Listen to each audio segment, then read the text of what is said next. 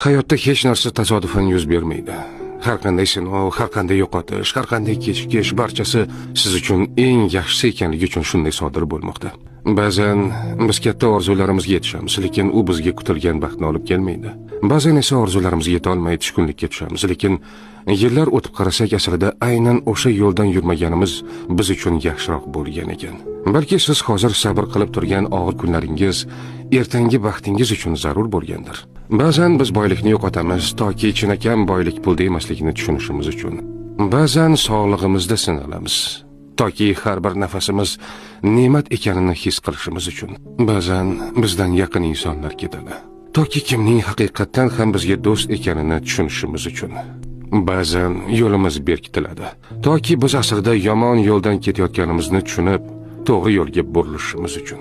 Siz hozir tushunmasligingiz mumkin, lekin bilingki, har bir kechikish yaxshiroq narsa kelishi uchun, har bir yo'qotish sizni yaxshiroq ne'mat kutayotgani uchun, har bir sinov sizni yanada kuchliroq bo'lishingiz uchun beriladi.